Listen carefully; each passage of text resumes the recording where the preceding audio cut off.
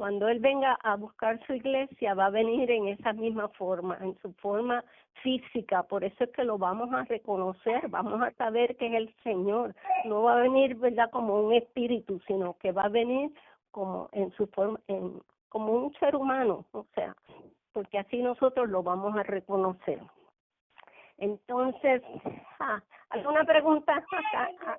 ¿Hay algún comentario? ¿Nadie? No, pastor, adelante. Ok, pues vamos del 12, del 12 al 14. Dice, entonces volvieron a Jerusalén desde el monte que se llama el Olivar, el cual está cerca de Jerusalén y camino de un día de reposo. Otra cosa que ahora me acordé, que cuando leí esto anteriormente, que ellos se quedaron ahí mirándolo mientras él se iba, en un comentario que leí, decía, Los Ángeles, cuando Los Ángeles le dicen, ¿qué hacen ustedes ahí parados? Más o menos le está diciendo, ustedes ya tienen una encomienda de parte del Señor, están perdiendo el tiempo ahí parados, mirándolo, o sea, que en vez de ir a hacer lo que Él los mandó a hacer. Me acordé así de momento de ese comentario que leí. Pues dice que entonces ellos se volvieron a Jerusalén, que era lo que se suponía que hicieran desde un principio. Y esto quedaba camino de un día de reposo, dice ahí.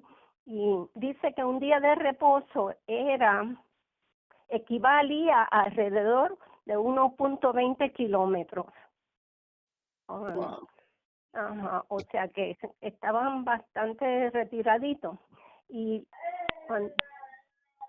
entonces dice que y entrando subieron al aposento alto. Ahí es donde ellos, ¿verdad? Y pues por fin decidieron ser obedientes, ¿verdad? Y entraron al aposento alto donde moraban Pedro y Jacobo, Juan, Andrés, Felipe, Tomás, Bartolomé, Mateo, Jacobo, hijo de Alfeo, Simón el celote, y todos, y Judas, hermano de Jacobo. Este Judas no es el mismo Judas que lo traicionó, este es otro.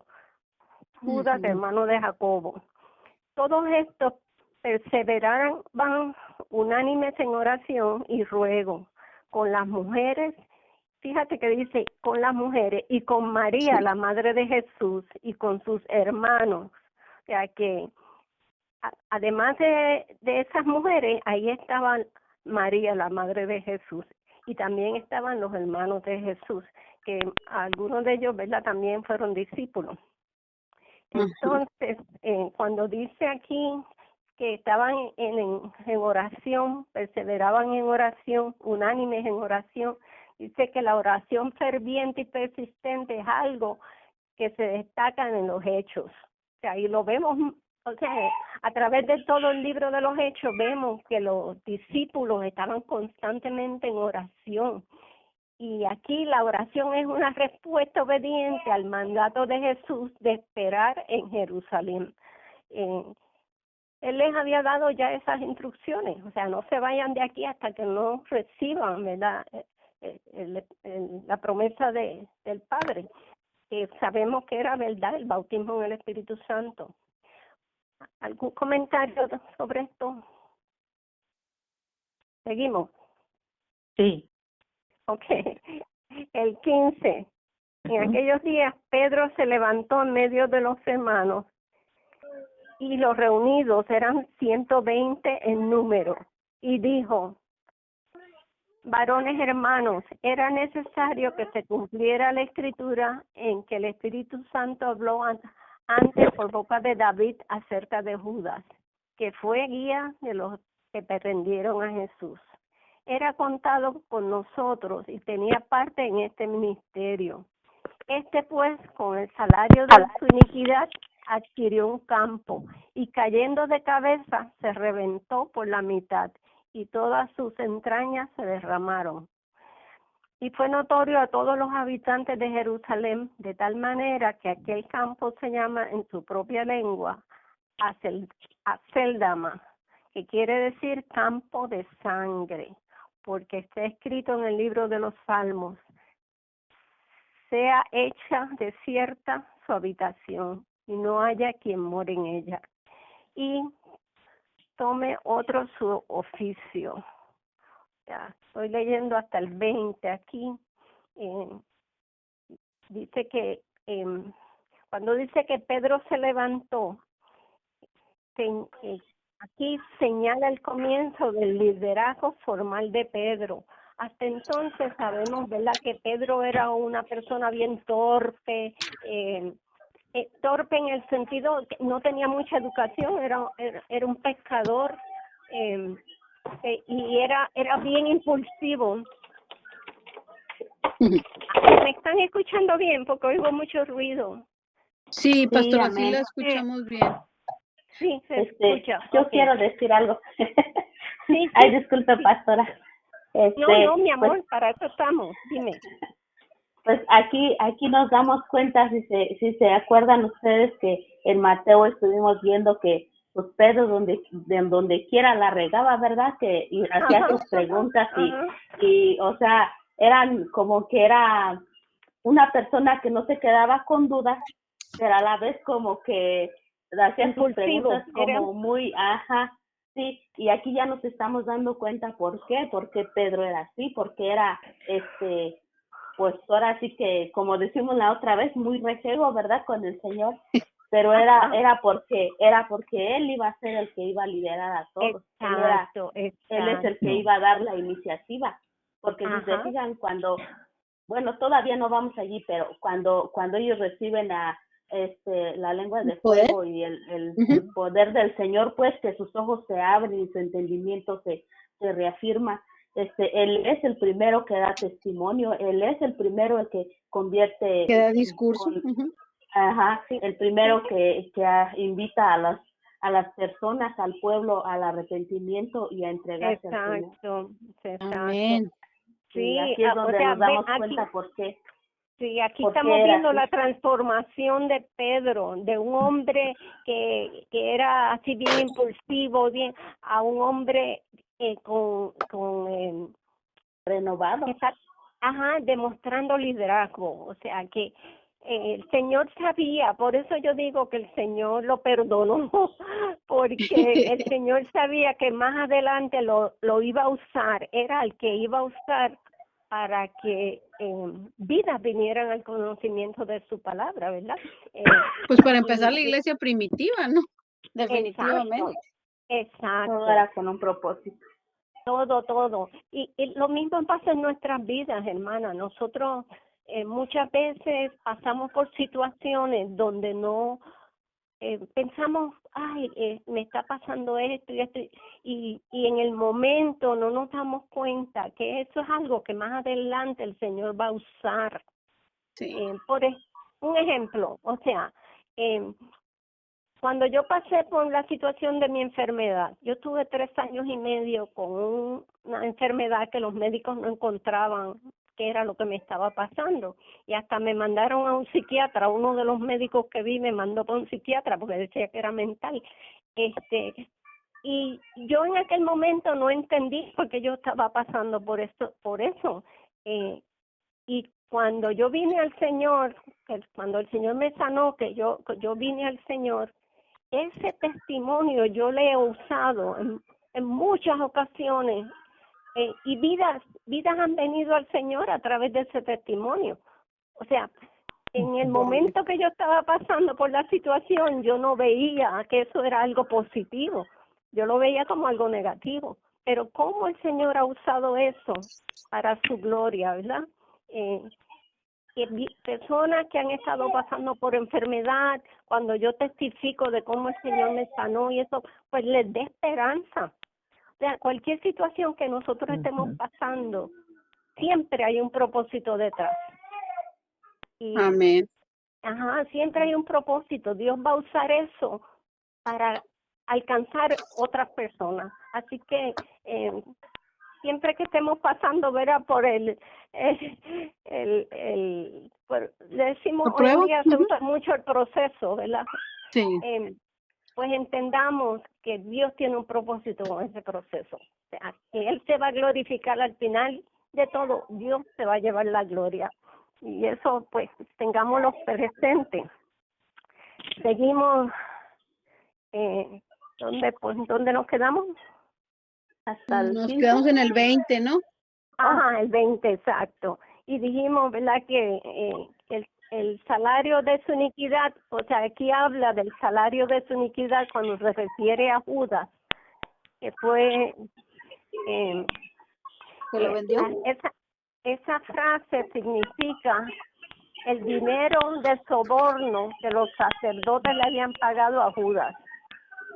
Esto es cuando dice el salario de su iniquidad, a eso se está refiriendo, a ese dinero que él recibió por llevarlo para que apresaran a Jesús. Ok, entonces el 21, es necesario pues que de estos hombres que han estado juntos con nosotros todo el tiempo, el Señor Jesús entraba y salía entre nosotros. Comenzando desde el bautismo de Juan hasta el día en que de entre nosotros fue recibido arriba, uno se ha hecho testigo con nosotros de su resurrección. O sea, aquí está Pedro hablando, esto es Pedro hablando.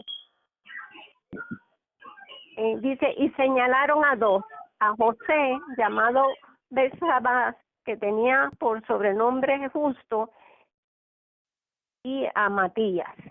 Y orando dijeron, tú, Señor, que conoces los corazones de todos, muestra cuál de estos dos has escogido para que tome la parte de este ministerio y apostolado, de que cayó Judas por transgresión para irse a su propio lugar.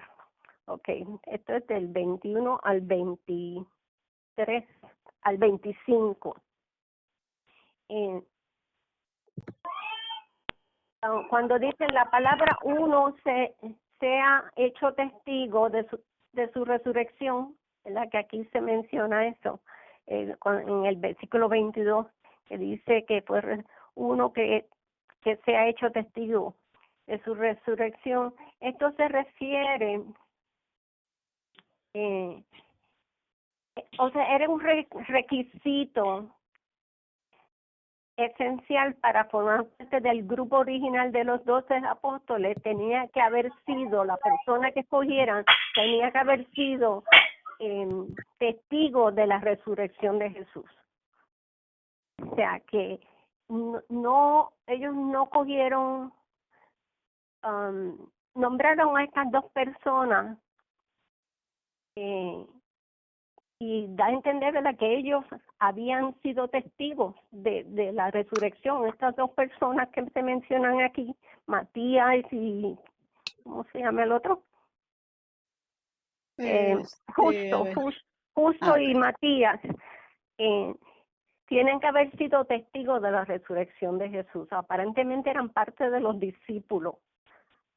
Siempre se mencionan los discípulos, los 12, pero había más, o sea, no eran solamente 12, los 12 eran los más cercanos a Jesús, pero aparentemente Justo y Matías eran parte de los discípulos de Jesús, o sea, del grupo que lo seguía, que siempre estaba escuchando sus prédicas, sus enseñanzas, o sea, porque tenía que haber sido alguien que había sido testigo de la resurrección para que pudiera ser entonces uno de los apóstoles.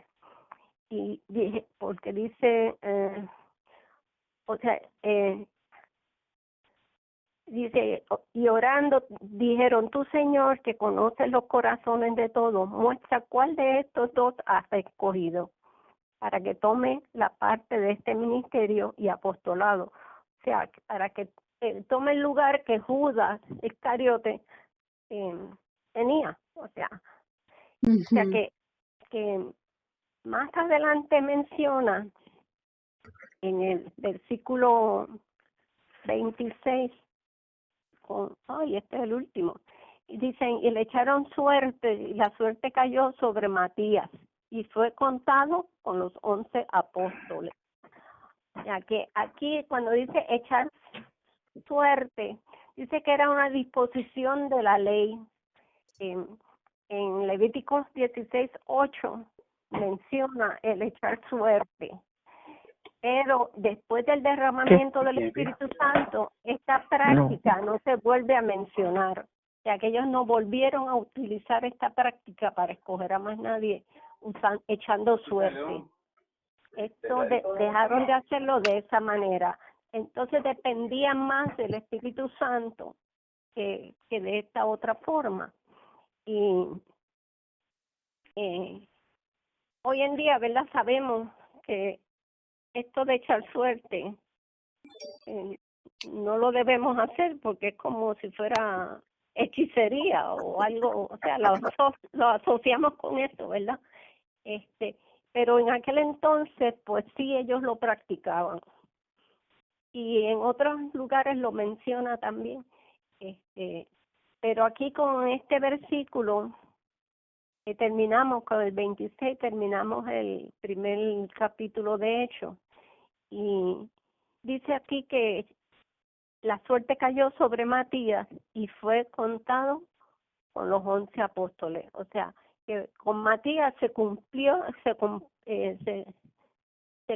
cumplió los 12. O sea, quedaban 11 después de Judas haber muerto, ¿verdad? Y entonces pues con Matías completaron los 12 discípulos. Acuérdense que los 12 discípulos, como les dije, eran el grupito íntimo de Jesús. Y con estos 12 fue que se comenzó la iglesia primitiva. Cada uno de estos 12, vemos más adelante que ellos se repartieron, o sea, se fueron por diferentes lugares y a establecer iglesias. Siempre pensamos en Pablo, porque el libro de Hechos básicamente menciona más a Pablo y a Pedro que a los demás. Pero estos primeros 12 fueron los que iniciaron las iglesias. Se dispersaron. Acuérdense en que tuvieron que dispersarse porque empezaron a perseguirlos los romanos. Perdón. Y se tuvieron que ir a diferentes lugares. Y con estos primeros 12 fue que entonces comenzó lo que hoy se conoce como la iglesia primitiva. Y formaron iglesias en diferentes partes del mundo y por eso es que ha crecido tanto el cristianismo, porque donde quiera que ellos iban, formaban una iglesia. Y acuérdense que esta iglesia se dividía y entonces puede que en una ciudad formaban una sola iglesia, pero al dividirse esa iglesia a lo mejor pues se formaban 5 o 6 iglesias en la misma ciudad, como pasa hoy en día. Mi esposo y yo siempre decimos que aquí en Michigan en cada esquina hay una iglesia, porque lo vemos. O sea, cuando uno va en el carro, no sé si se han fijado, pero uno va en el carro y va viendo donde quiera hay una iglesia. Hay veces hay 2 y 3, yo he contado 2 y 3 en un mismo bloque, o sea, y yo digo, wow, ¿cómo se mantendrán, verdad, económicamente estas iglesias tan cercanas una de la otra? Pero es interesante y después vamos a ver a través del libro de los Hechos, vamos a ver cómo estos 12 lo que tuvieron que pasar, lo que sufrieron. Nosotros hoy en día somos tan privilegiados, nosotros somos tan bendecidos de que nosotros no tenemos que pasar por nada. Tú puedes ser cristiano y nadie te puede decir no lo seas. O sea, o sea, tú tienes ese derecho, por lo menos hasta ahora, ¿verdad? En Estados Unidos, pues tenemos el derecho de nosotros poder escoger la iglesia o la denominación en que queremos servir. Hay lugares donde no es así, sabemos que hay lugares donde no es así, y las personas para ser cristianas sufren tanto y tanto y son tan perseguidos. Es triste, es triste. Ayer yo estaba viendo un video en YouTube, creo que fue, sí, ajá. Ustedes saben que quién Jong-il, ¿verdad? Kim Jong-il, un coreano, un pastor coreano. ¿Lo han oído mencionar? ¿Es el que tiene la Yo iglesia no. más grande? ¿O no? Exacto, ese Ajá. mismo. Pues estaban entrevistando a la esposa acaba de morir recién. Oh, Ajá, pero la entrevista había sido ya unos años atrás. Y entonces ella estaba explicando, la esposa de Kim Jong-il estaba explicando cómo ellos empezaron con una iglesita, o sea, y no sé si ustedes han leído el libro de él, pero si alguna vez tienen la oportunidad de leer el libro de él, cómo él empezó, él lo único que tenía era una bicicleta. Y él iba de casa en casa, hablándole a la gente, ministrándole a la gente. Empezó bien pobrecito, y esa iglesia ha crecido tanto y tanto y tanto que tiene, no me acuerdo, son como 100,000 miembros o más. wow. No, 100,000 no, creo que es 1,000,000 de miembros, 1,000,000 o más Qué de miembros. impresionante. Impresionante, ¿verdad? Pues este señor, ella estaba hablando, la señora, la esposa, estaba hablando de cómo ellos empezaron tan pobrecitos, eran bien pobrecitos, y cómo el Señor los ha bendecido.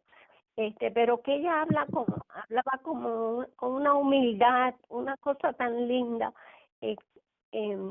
cómo la iglesia ha crecido, pero además de eso la persecución que han tenido, o sea que no ha sido fácil para ellos tener, servirle al Señor para ellos ha sido, ella decía, un gozo, pero a la misma vez bien sacrificado. Y nosotros hoy en día pues podemos decir, yo voy a la iglesia tal, y si no me gusta aquí, pues me voy a esta otra. O sea, tenemos esa libertad. Y todo eso se lo debemos a estos primeros 12. O sea, estos pagaron el precio para que nosotras hoy en día podamos disfrutar de lo que estamos disfrutando. Ajá. ¿Alguien más quiere compartir algo?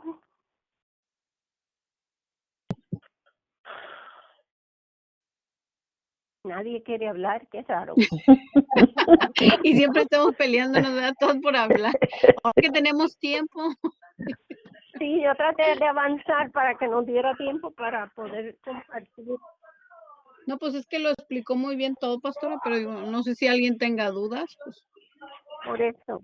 ¿Alguien tiene alguna duda o quiere que se le aclare algo? Lo explicó, lo explicó Yo nada más- perfectamente bien, pastora. Sí. Muy bien. Yo nada, Sí. yo nada Soy más María, quiero hacer soy María. hincapié. Sí. Ok. Jamie. Sí, yo solo quiero hacer un pequeño hincapié donde dice que estaban todos reunidos unánimes, orando, Amén. esperando. Allí así debemos de ser nosotros también, reunirnos y no, aunque no sea físicamente, pero con el corazón y unánimes orando al Señor, porque así es como el Señor nos da sus dádivas, sus bendiciones, para sanar, para bendecir económicamente, pues prácticamente para todo. Así debemos nosotros de estar unidas orando unas por las otras, así como ellos estuvieron, porque a partir de allí empezó la obediencia de ellos y el trabajo de ellos. Esperar en el Señor, porque ya ellos ya estaban listos, ya estaban preparados, ya nada más estaban esperando que el Señor abriera sus ojos y abriera su entendimiento, que el Señor les revelara todo lo que ellos pasaron con Jesús, todo lo que ellos estuvieron aprendiendo de Jesús, lo que entendieron, lo que no entendieron, el Señor allí estaba abriendo sus ojos, su entendimiento.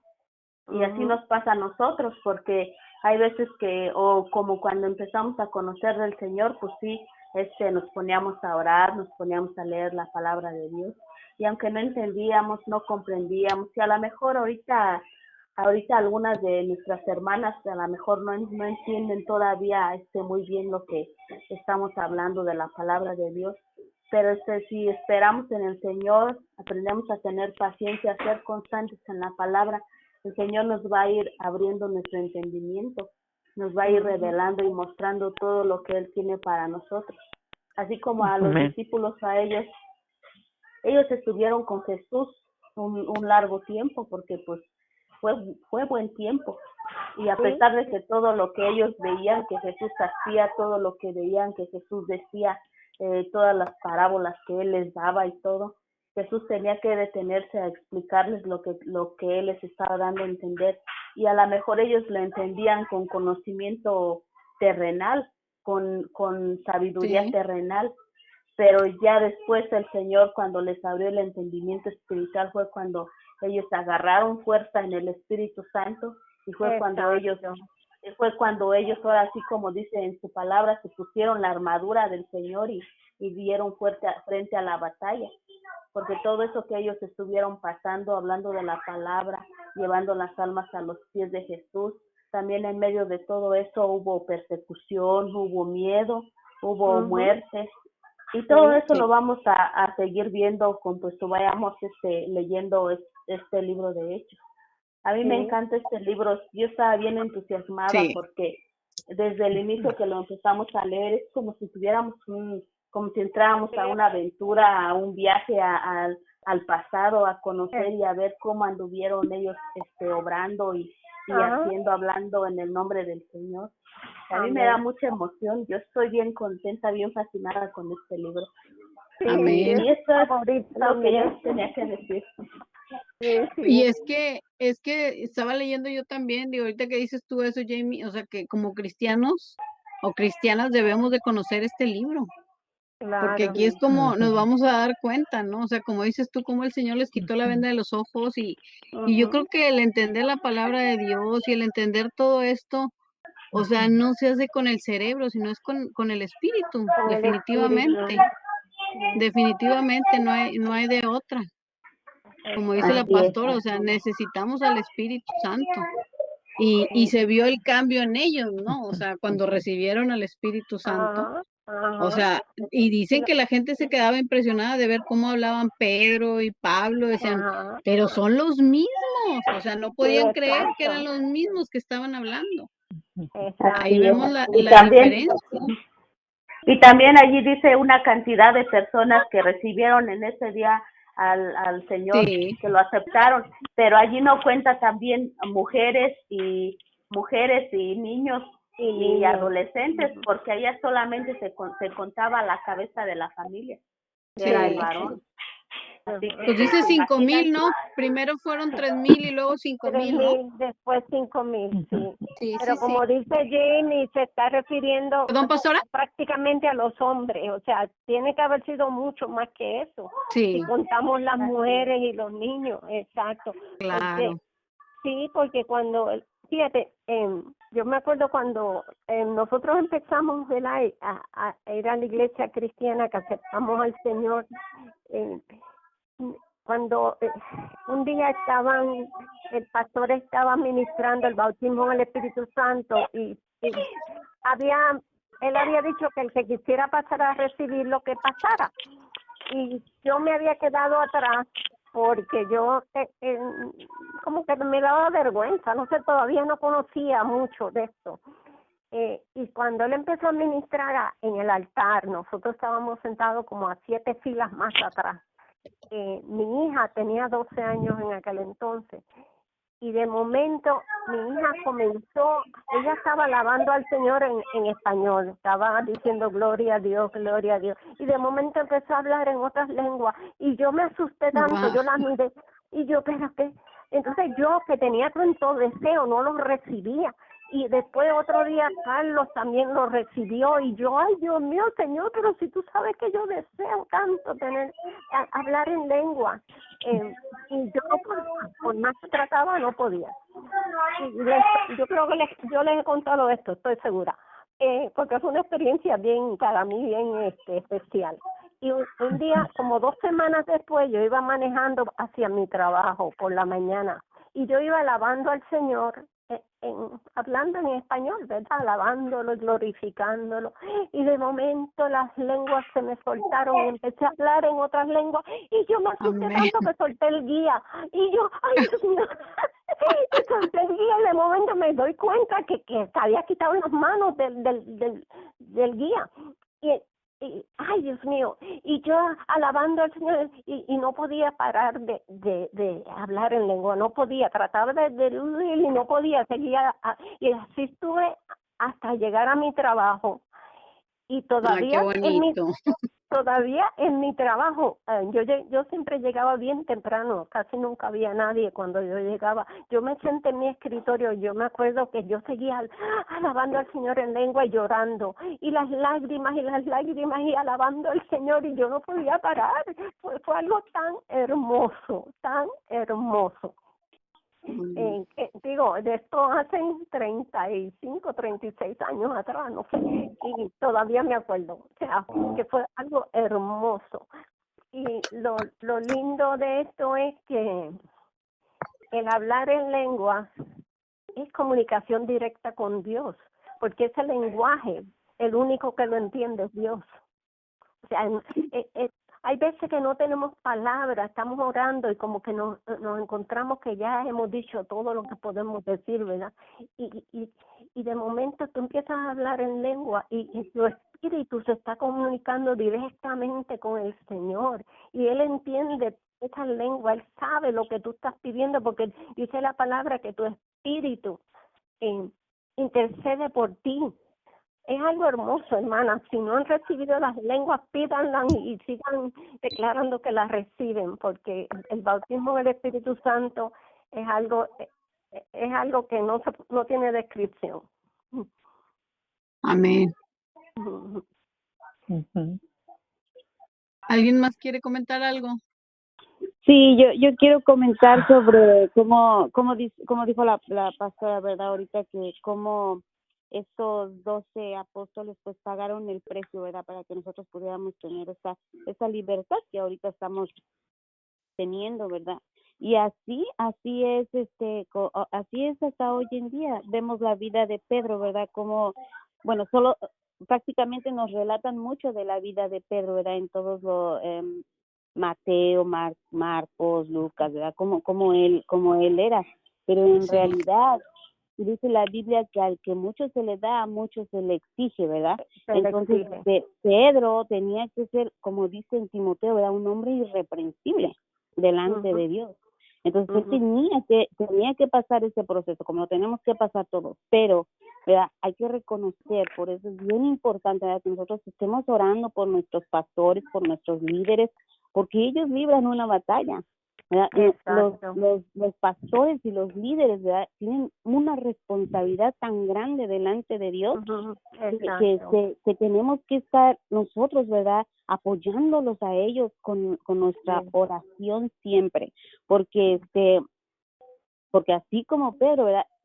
El Señor, en Mateo lo vimos, ¿verdad? Que como le dijo, el Satanás te ha pedido para zarandearte. Para zarandearlo, ¿Por qué no pidió a Tomás, por ejemplo, que Tomás dijo, yo no voy a creer si no le veo los agujeros ahí, ¿verdad? ¿Por qué no pidió a cualquier otro, ¿verdad? A Santiago, ¿por qué? Porque Pedro, ¿verdad? Tenía una comisión, tenía un propósito por el cual él tenía que despojarse de eso que le asediaba, como dice la palabra, ¿verdad? Y lamentablemente tenía que ser así, ¿verdad? Pedro tenía que morir a él mismo y murió a él mismo cuando se dio cuenta, ¿verdad? Que lo había traicionado, porque aunque Pedro no lo entregó a los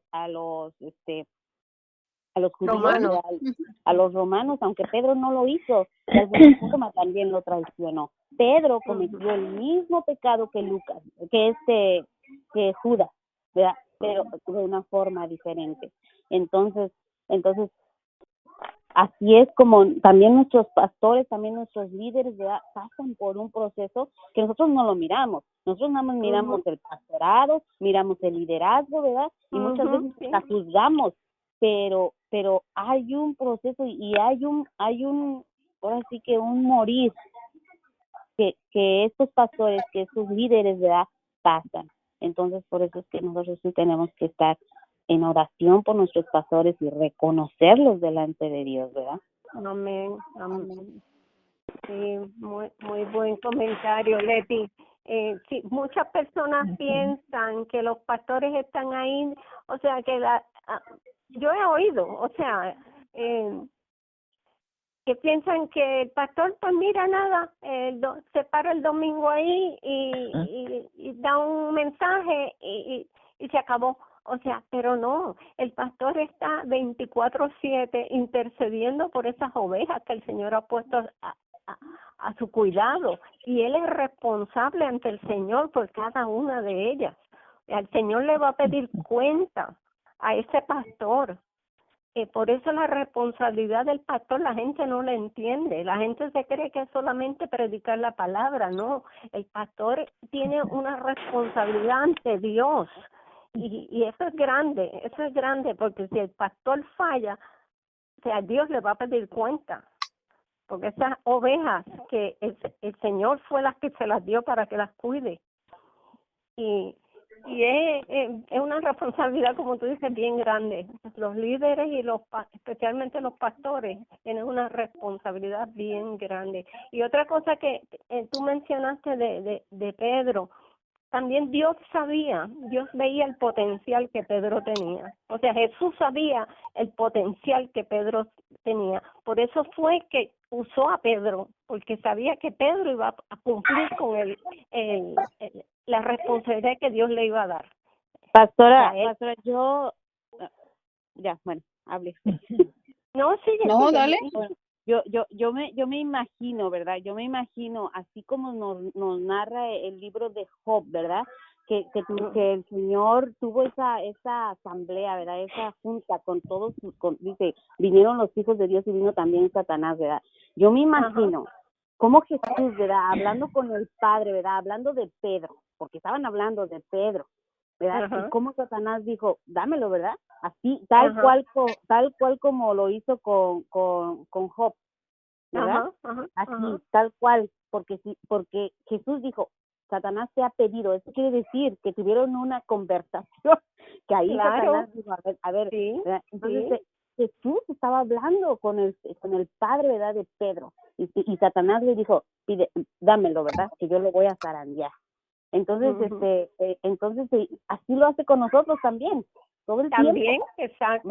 Entonces, hay que agarrar esas cosas, ¿verdad? Y guardarlas en nuestro corazón, porque aunque nosotros no somos pastores, no somos líderes, ¿verdad? Bueno, también tenemos que tener cuidado cuando vamos a ir delante de alguien, cuando vamos a lanzar una palabra, ¿verdad? Cuando le vamos a dar una palabra a alguien, porque muchas veces, bueno, nuestras palabras tienen poder. Un peso, sí, tienen un peso, ¿verdad? Y también nosotros tenemos que tener cuidado de lo que estamos hablando, cómo lo estamos hablando, porque vamos a dar cuenta de cada palabra que salga de nuestra boca. Eso es así. Amén. Y tan fácil que se nos hace hablar, ¿verdad? Y decir lo que no debemos. Amén. Pero por eso es bueno, ¿verdad?, que discutamos todas estas cosas, porque así aprendemos las unas de las otras. A lo mejor alguna de nosotras nunca habíamos oído eso que tú acabas de mencionar, ¿verdad?, de cómo Satanás le pidió permiso al Señor para zarandear a Pedro. Lo mejor lo leímos y como que no entendimos lo que quería decir. Y es bueno que, viste, tú lo aclaraste muy bien, Leti. Así que no se queden con dudas, hermanas. Si tienen alguna duda, alguna pregunta, siéntanse en la libertad de hacerla. Si nosotras no sabemos la contestación, la buscamos y más adelante le aclaramos la duda. Sí, aunque no sea del tema de lo que estamos hablando ahorita, de cualquier cosa. Es nuestra oportunidad de aprender aquí. Exacto. Y ese es el propósito. Sí. Porque, por ejemplo, tú vas a la iglesia el domingo y te sientas a oír un sermón. O sea, tú no puedes hacer preguntas. Claro. Y por eso es bueno la escuela dominical, porque en la escuela dominical sí hay esa oportunidad Y así es como aprendemos. Ujú.